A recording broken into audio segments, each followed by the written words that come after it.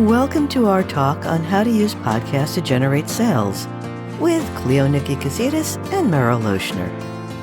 Hello, Merrill. Hi. It's great to see you. Hello. It is great to see you as well. I can't wait to talk about today's topic. Yeah, so we're going to be talking today about how to use podcasts to generate sales as a marketing tool that's going to lead to actually getting some income from your podcasting. Yeah, why don't you introduce yourself, Merrill? Absolutely. I'm Merrill Loechner. I'm founder of Smith Douglas Podcast Productions. After working in 30 years in corporate marketing, I now help smaller businesses, organizations, and nonprofits figure out how to use podcasts as a marketing tool to generate interest and to generate sales. Amazing. And I'm Cleoniki Kesidis. I'm a copywriter and messaging strategist, and I help course creators and businesses selling online programs and other things like that to create a marketing system that's going to work to generate consistent revenue long term. And podcasting is absolutely an option that can be a really great part of that. And that's what we're going to talk about today. Yeah, so we're going to be going over a few different things today. I'm just looking over at our notes. We're going to talk about storytelling. And I know that's something that you are really, really passionate about in your work, Merrill. Oh, absolutely.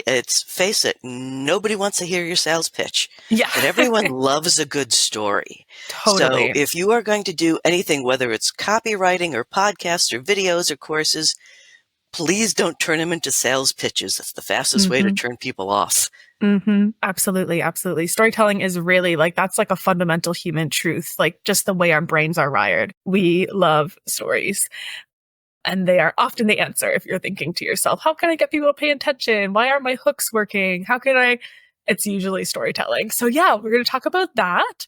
Then we're going to go on to how to use podcast episodes as a marketing tool in and of themselves, how to take a podcast and use it to generate content that can also be a strategic part of your marketing plan, and then how to take all of that and build it into a sales funnel in a way that's strategic and deliberate. So that's going to be what we're going into. Why don't you kick us off? Let's talk more about why podcasting is such a great format for storytelling.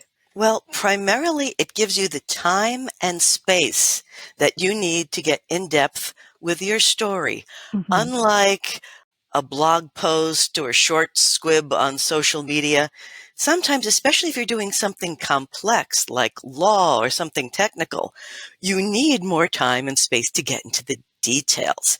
And I got into podcasting when I was director of marketing for a law firm, and I had an hour-and-a-half commute each way. And so I started listening to podcasts, and I realized this was a great format for long-form storytelling. Tweets and blogs were great for baiting the hook and getting attention, but when you want to get to the details, when you want to tell the story, podcasts were a perfect platform to do that.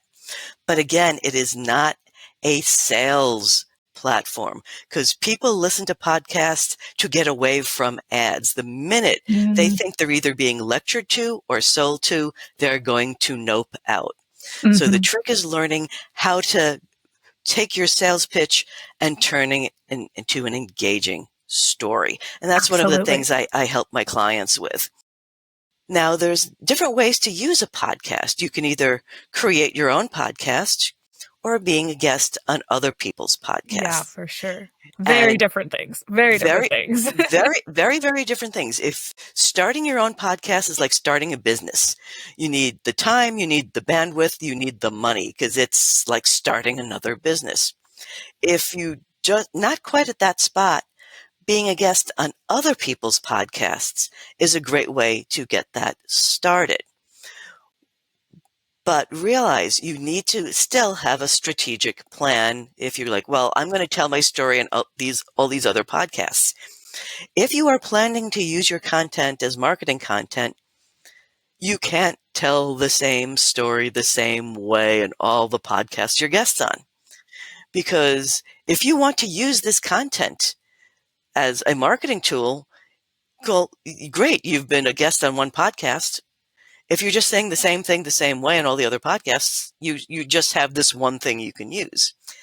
So as part of your plan, if you're planning to be a guest on other people's podcasts, make sure you customize it to that podcast. So if this is a business-based podcast, talk about the business of your business. If it's a family-based podcast, talk about your family and how it combines with the business. If it's a faith-based podcast, how does your faith combine? So you still have your same core story, but how you tell that story changes depending on your audience. And that's pretty much marketing 101. It's called voice of the customer. And Absolutely. it's telling a story in a way that will resonate with a specific audience. Yeah. And that's something very, very important to do when you're a guest on other people's podcasts. Yeah. And from a strategic side, that whole question of, do I start my own podcast or do I guest on others?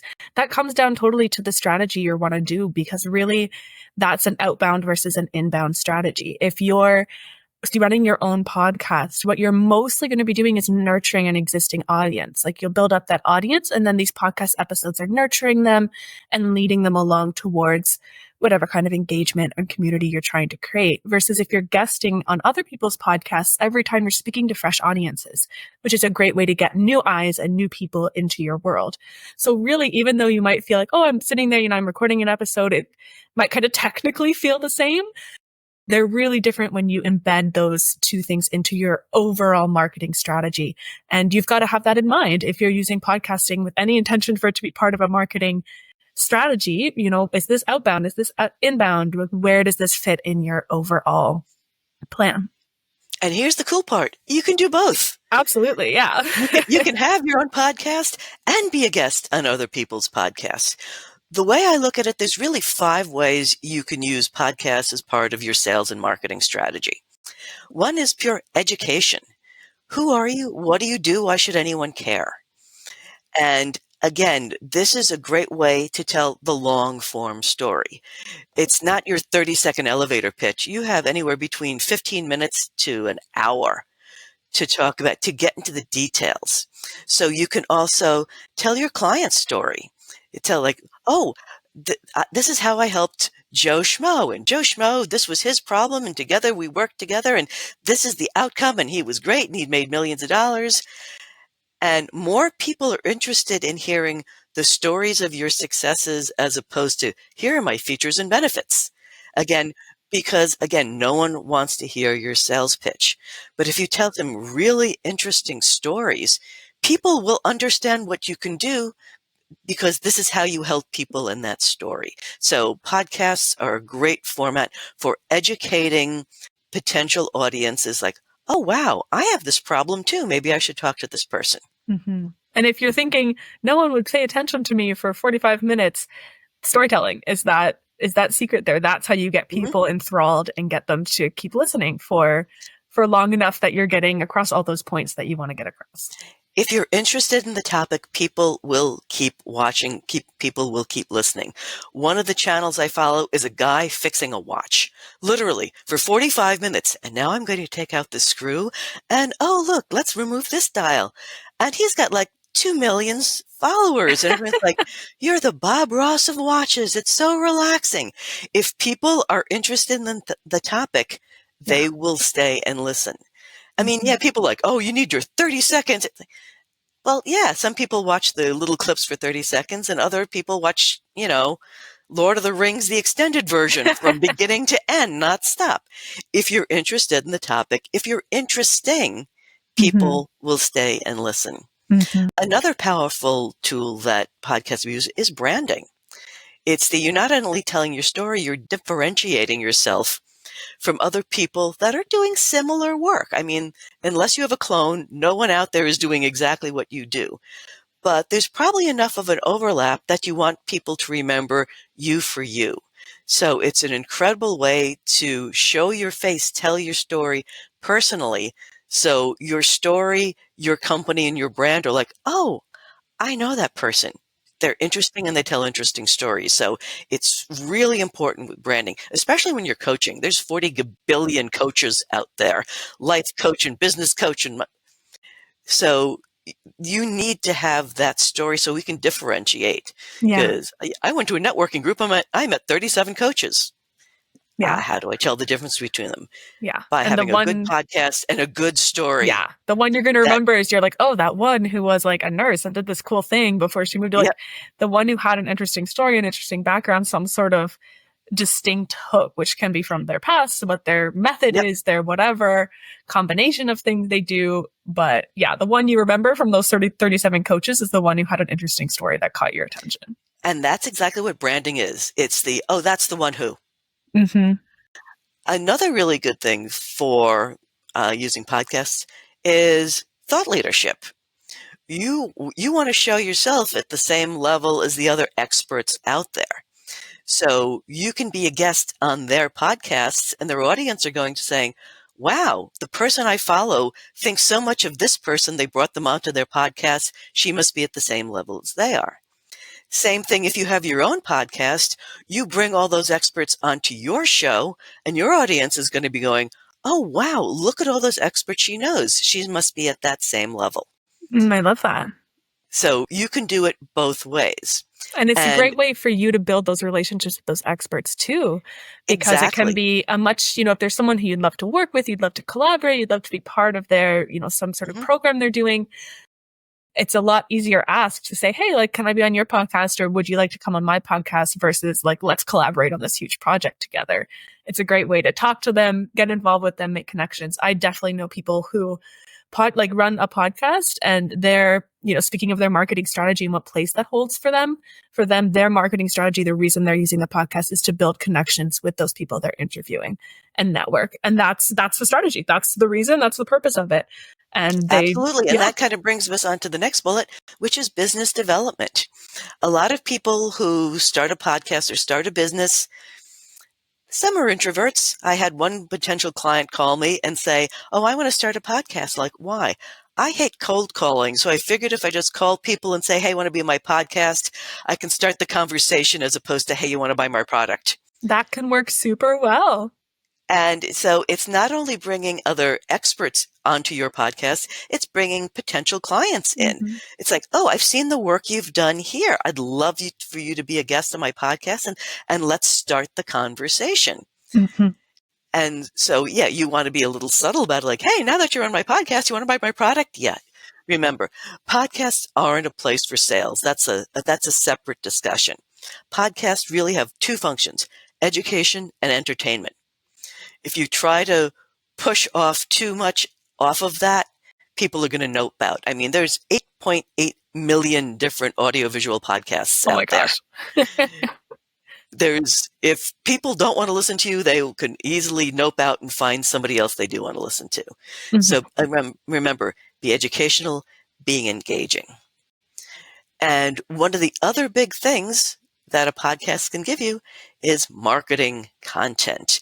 It generates so much stuff. So you're a guest on somebody else's podcast. Before you even agree to be on a guest, find what you get back. Do you get a link to the podcast? Most people say, yeah, here's a link, because they want you to advertise it, because they want your followers to start subscribing to their podcast. Ask if you can get the transcript, because transcript is a very strong marketing tool. And ask if they create teasers. Those are those little 30 to 60 second pull quotes from the podcast, sometimes audio, sometimes video, sometimes both, that you can use in social media. And again, primarily, most podcast producers would be thrilled if you asked for this, because you are going to market the hell out of their podcast. Yeah, they're 100% behind that. And so before you sign up for anything, see what you get out of it.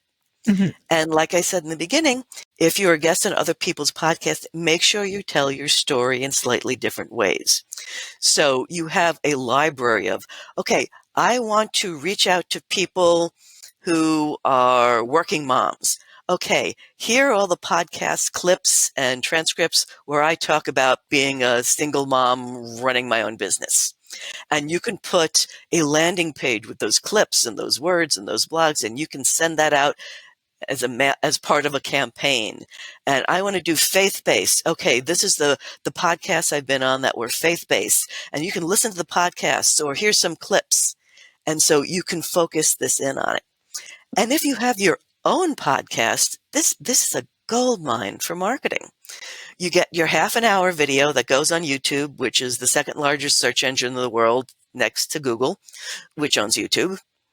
You put your video on your website. Great for SEO because you're putting a Google product on a Google search, so that's going to up your SEO. Then you have your transcript, which, depending on how long the episode is anywhere between 5,000 to 15,000 words. That can be a book chapter. That can be an article. That is a whole bunch of blog posts and a metric buck ton of tweets. So you've got all of this. And then you can take the half an hour video and break it up into those small little clips teasers, for reels, for stories, for TikToks. You've got and every episode you do, you get all of that again. Mm-hmm. So you get all of this wonderful content that you can use as a marketing tool week after week after week after week. Yeah. But you have to use them. Yeah. And that's where you come in. Yeah. So I love that strategy of taking this podcast and breaking it up into different pieces and different marketing tools. I've heard that described as like a waterfall strategy, which is basically when you have that and you systematize it. So that is not guesswork. It's not, you're not trying to reinvent the wheel every podcast episode. You have just a system. I record the podcast and then I put it here and I make the transcript into that and I do the clips and I put them here and it's just done. But one issue that we'll sometimes see when people are using podcasts, whether that's guesting on someone else's or running their own podcast, is they're going into it with this idea that this is going to get more people coming to my business. If you record it, they will come. I'm going to put up a YouTube video and suddenly I'll have 1 million followers. And suddenly I'll be famous. Yeah. And, obviously we all know that social media is harder than that. And podcasting is definitely also, there's more to it than that. And a lot of that comes down to that marketing strategy, which you have to go in this from a strategic point of view and really understand what's your marketing strategy overall and how is podcasting fitting into that. So part of that is like we talked about your decision of whether you're going to guest or host your own podcast or both. And that comes down to what strategic place is this podcast going to go in your system. And really that's what I work with people on, is turning this into like a marketing system based on that messaging, that storytelling. Setting that up requires just that bird's eye view. So before you start recording your podcast or guesting on podcasts, take a look at what your marketing flow is. So one way to do that, if this is brand new to you, is to look at where you've gotten your previous clients from. So are they coming through networking groups? Are they coming through social? Are they coming through wherever? And start to track down that customer journey, right? That's essentially what it is where are they first encountering you? That's top of funnel. How are you interacting with them in the meantime and nurturing them? Are they interacting with you on socials for a while? Are you talking to them one-on-one in DMs or over email? Then next, how are you introducing the sale? Where is that coming in? What point in the conversation does that come in? And then actually doing that conversion to a sale. What process do people go through generally in your business? So that might involve, like a really classic one for the coaches and course creators I work with, is they have some sort of freebie as a lead magnet. People get on their email, they send a series of emails that's nurturing them towards maybe a sales call or maybe directly to a purchase. So that's one example, but there are a million variations of that.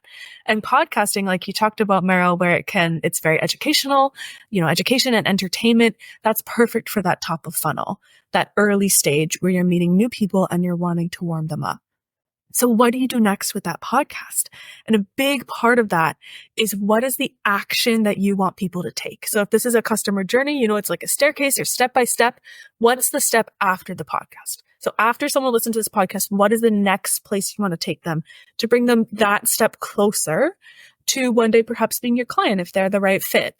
And that means embedding a CTA or a call to action into your podcast. So absolutely with you, Merrill, you do not want to make this salesy. This is not the point to do a sales pitch, but you do want to make sure that you're being really consistent about guiding people towards the next step to engage with you. So sometimes exactly, you're not just putting this podcast like, wow, that was a lot of fun. Tune in next week.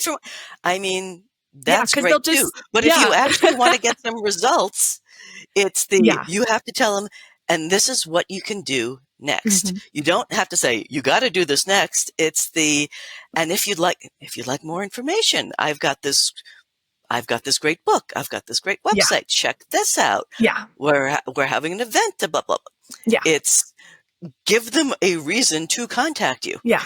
And don't assume they know. That's a mistake that I see so many people make, where they're like, oh, well, if they're interested, know how to find me. Yeah, if they're interested, then of course they're going to send me a DM, or of course they're going to fill out my contact form, or of course they're going to do whatever.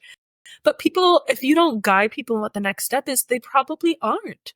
It makes a huge difference to just say, oh, like the correct way to reach me is through LinkedIn or through this email or through downloading, like tell them what the next step in the customer journey is.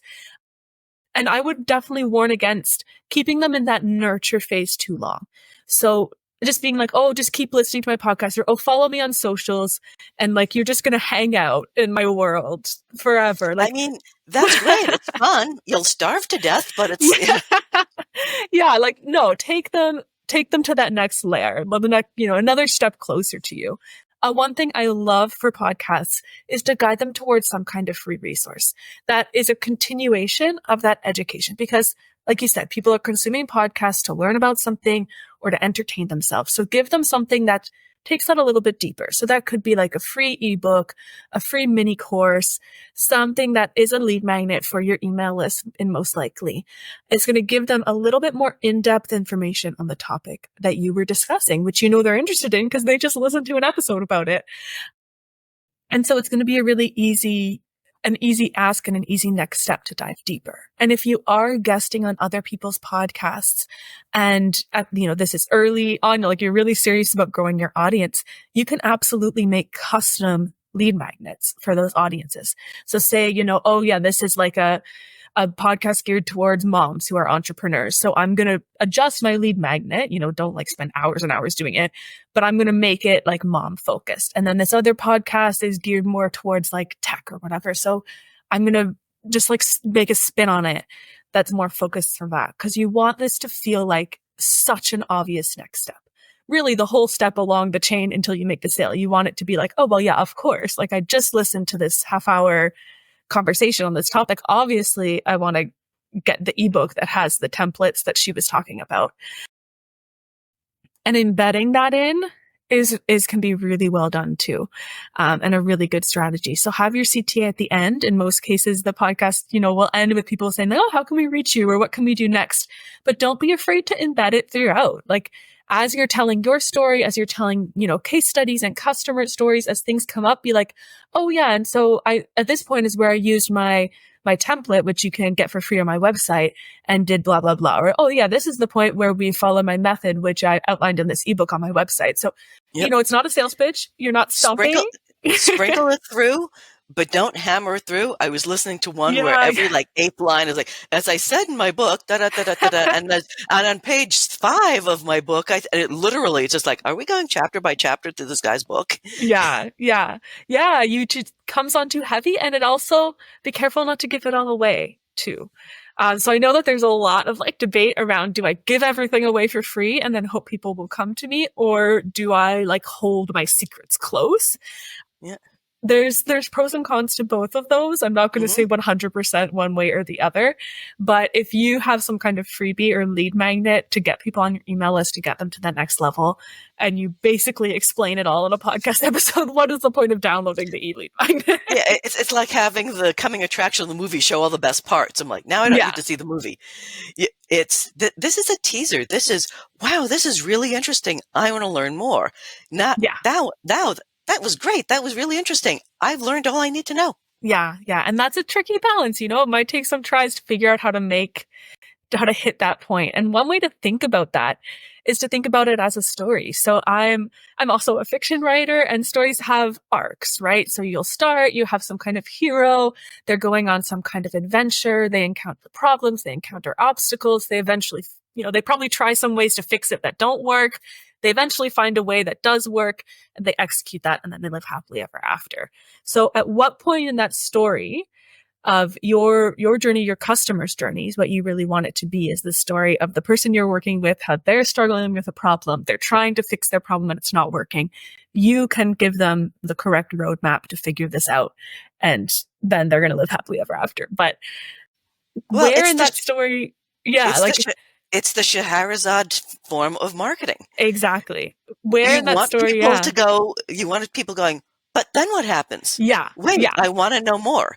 You want to have that hunger of, wait, don't stop now. Yeah. Yeah. So find the point of that story where you're like, oh, if I stop here, like that's the cliffhanger. Like they're going to be like, oh my God, I need to know the other part of but that. You just don't want to piss people off. Because you don't have you don't want your story to beginning a beginning and a middle and a middle and a middle and a thank you for joining us. It's like, wait, what? Yeah. So you want to give them just enough to say, no, wait, I want to learn more. Yeah. Yeah. And which so, is, an art. You may not want to leave them hanging, but you want to leave them hungry. It was like, and they lived happily ever after until. Yeah. I mean, if you're a reader, you like watching movies or TV, like think about that a little bit analytically the next time you're watching a show, like how did the episodes end? Like Netflix or whatever that will keep us watching and watching and watching. Do you notice how every episode it ends in something where you're like, oh, well, I can't stop now. Like you want your episodes, your marketing to always end at that point of like, oh, but then what happened? And yeah. And then when you do get them on there, what you want to do is continue that story. So your podcasting, like you said, is an amazing opportunity to really expand a story. You get to show your personality, maybe even show your face if you're adding video to it as well, on some channels. And then you're going to lead them to some sort of lead magnet or download, something that gets them into your world and gets them talking to you. But then what happens next? And in a lot of cases, that's going to be an email funnel. That is still a really, really good strategy to be able to reach people directly in a way that you just can't on social media, because you can't guarantee that people are going to see any particular post, but the email is at least going to land in their inbox. And continue the storytelling throughout that. So when I'm writing an email funnel for a client, I think of it as a whole arc. So this email sequence, whether it's 3 emails or 10 emails, it's a sequence and it's a story. So we've started that with whatever was at the top of the funnel, podcasting, socials, whatever it was, ads, maybe even. And we've continued into some sort of lead magnet, something that got them a little bit involved. And now we're continuing that story and we're going to be edging more and more towards sales, but in a way that feels natural, because it's just going to feel like part of the story. Well, at some point you take the next step of committing to this program, to this project, to this, whatever it is, which is buying the product.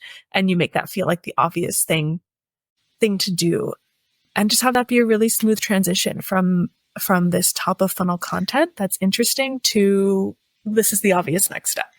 And the story funnel is so important. I mean, how many of us have gotten emails saying, hi, do you want to buy my product? It's like, delete. Following up, just seeing if you got my last email asking if you wanted my product, delete.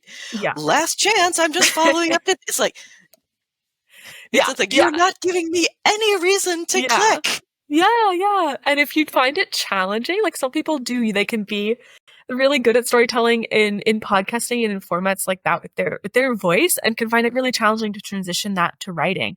And that's another way where look at the way you talked about it on your podcast.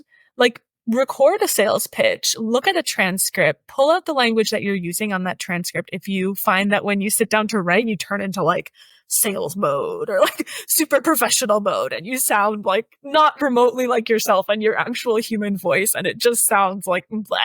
And people are like hyper sensitive to, are you legit? Like, is this just a scam? Is this just pushy? Is it salesy? They want to make sure A, it's not a sales pitch, and B, you're not AI. Yeah, they want to have a human to human connection. So you've got to sound like a human. And if you find that challenging in writing, which a lot of people do, like, no one is alone in that, then take advantage of something like podcasting, pull those transcripts and say, okay, like this is the way that I said it when I was just speaking like normal and was in my flow and was in the zone. This is how I described it. Use that. Just copy paste it from the transcript, and that you're going to get great pieces for emails, great hooks. You've done all this storytelling in that verbal format that can be a lot more natural for many people. pull that right there and use that as your hooks, as your subject lines, as your, the bodies of your emails. They're going to feel so much more natural, so much more you, and keep people's attention so much more because you're basing it on your voice. And you've already done all the work. Why reinvent the wheel every time? Yeah. Again, that transcript, you've got thousands and thousands of words and phrases to play with. If you don't know how to write it out, it's like, okay, copy paste, that's good. Okay, the second one, this is a little further on the story. Yeah. And then you can tweak it and customize it depending on which target audience you're going for. Because that's great. You've got all this marketing content. You don't have to reinvent the wheel every time. You don't. As long as you've got a strategy and a program put together, it's going to be a lot faster and easier. Yeah.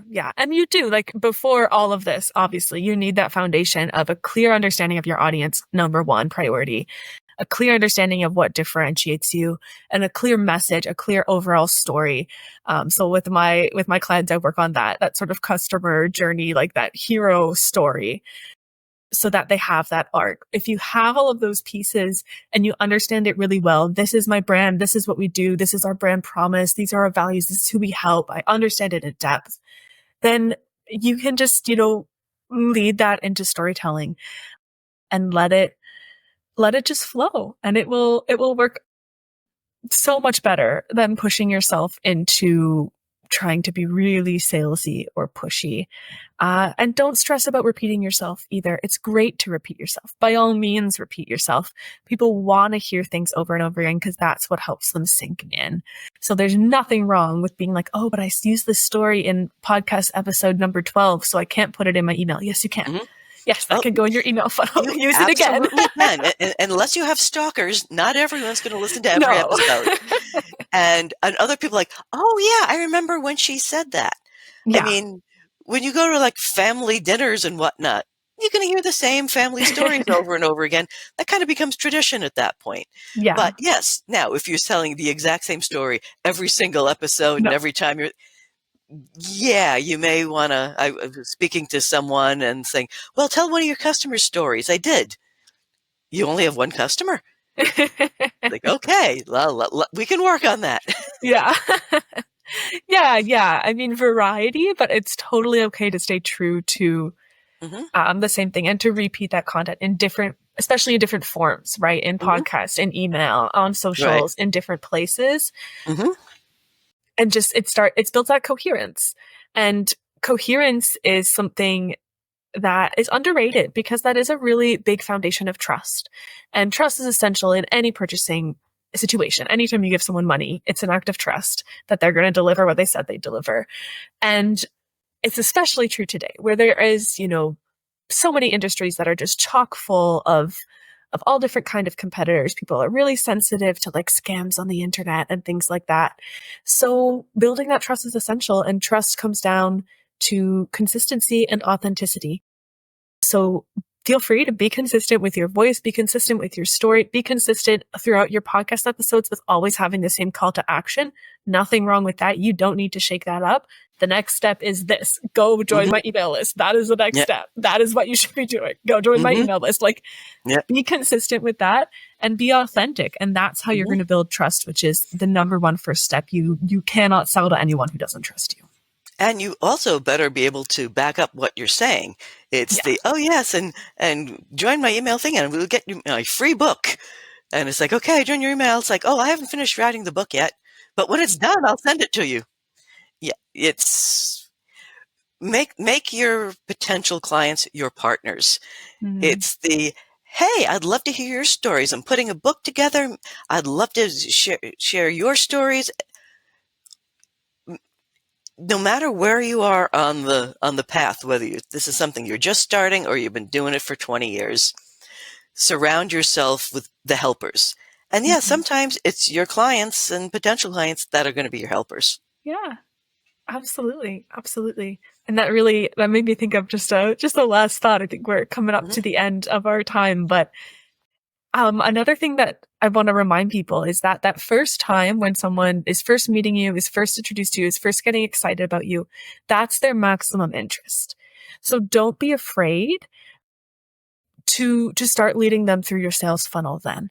So sometimes people will feel like, oh no, I need to nurture them. I don't want to come up as pushy. I'm going to talk to them 10 times before I even mention selling something. But that first interaction, when they first encounter you and go, oh, hey, I like that. That's their maximum motivation, their maximum interest. The first email you send someone is the one they're most likely to read. Like that's based on, they've done research on that. So that very first email where you say, oh, thanks for joining my email list. Welcome to what, that is the one they're most likely to read. Do you have your best stuff in there? Are you absolutely pushing really hard to make sure that they're going to be getting all the information they need and getting started on that customer journey right from there? In a lot of cases, no, because they feel like, oh, I'm nurturing, I'm going to get to it later. No, like come in right away and say, this is the next step. This is how you can get help. This is what you can do. And they'll tell you if they're not ready. Of course. And it's just I really need to think about it. I need to bring my partners. That's fine. You don't want to stalk them, but yet you do want to keep top of mind. And that's why you do have to send more than one email. Because I don't know about you, but I get more than 1 or 2 emails every day. I may miss something. And that little reminder of, oh, yeah, I wanted to get back to her on that. So don't be afraid that you're nagging unless you've set up your profile to nag. Because again, when you're doing that first email, you're still giving. It's just like, here's some more information. To learn more, join me. Second one still should be, here's some other information I personally thought that you might be interested in. You're still giving as opposed to, why haven't you given me money yet? Yeah, exactly. Yeah. Don't be afraid to be useful, to be direct, to reach out to people and talk about how you can solve their problem. Mm-hmm. And remember, you're a business. This isn't a hobby. Yeah. Yeah. Well, awesome, Merrill. This has been such a good conversation. Do you have any sort of last thoughts or? There are 1,000 ways to get attention out there. Podcasts and using podcasts is just one of them. Both Cleoniki and I have a lot of years in marketing, content, and sales. Reach out to us, even if you just want to brainstorm. The people who call me and say, oh, I want to do a podcast, 50% of the time, the results they're looking for, they're not going to get through podcasts. So I said, well, instead of this, try that. Or maybe you want to do this instead. We want to help. We're not just here like, ooh, we've got someone on the phone call. We're going to sell them immediately. We don't want to make ourselves miserable. We don't want to make other people miserable. It is not fun working with someone who's not in the right place for that product, right? Exactly. Yeah. And so we can work with you to figure out exactly what you're looking for. And if what we offer isn't it, we'll tell you. We're not going to lie to you. And sometimes it's like, I can't help you, but I know someone who can. Yeah. Absolutely. Yeah, I'm not a sales funnel person. It's the as a podcast producer, I will help you generate all the bits and bobs and all the stuff that you can use for marketing. Mm-hmm. Now, you either better know what to do with it yourself, or you better bring on someone like Cleoniki that can say, okay, great, look at all these toys. Let's put them to work and get you some profit. Yeah, absolutely. And I think that's definitely my takeaway from this conversation. If someone's going to walk away with a takeaway is use your podcast strategically. Don't just throw content out there. Have it be part of a larger strategy. And if you are looking for support, of course, absolutely contact me or Merrill. I also have a checklist that is brand new. So you can reach me on LinkedIn or through my website over email. And I can send that to you, but it's a checklist of everything, all the pieces that you need, all those bits and bobs you need to sell a course evergreen so that you can have that consistent recurring revenue. Yeah. And I have a podcast questionnaire, which pretty much says, are you sure you want to do a podcast? And it has the big questions like, why? Who do you want to listen to? What do you want them to do once they've listened to it? How are you going to judge success? All the way down to what kind of microphone are you looking at? So literally it's 2 pages of in-depth. Make sure you know what you're getting into. By the time you get to the end of it, if you're sitting there bug-eyed going, oh my God, well, you maybe need a podcast producer to help you guide you through the way. Yeah, yeah, absolutely. Yeah, so check out both of those. That sounds super helpful. Yeah, those are absolutely the questions you need to be asking yourself before you embark on a project like that. Yeah, our information to get this sort of thing will be in the description, so you can Yes, find our contact information there, for both sure. emails and websites and everything else you'll find in the description below. Amazing. All right. Thanks so much for listening. Thank you very much. Again, I'm Merrill Loechner from Smith Douglas Podcast Productions. And I'm Cleoniki Kesidis. Thank you, Merrill. This was great. Have a great week. Thanks for joining us today. If you'd like to learn how to create a podcast for your business or organization, reach out to Merrill Loechner at smithdouglas.com. And if you'd like to learn how to turn podcast into an incredible sales tool, reach out to Cleoniki Kesidis at cekkcopywriting.com.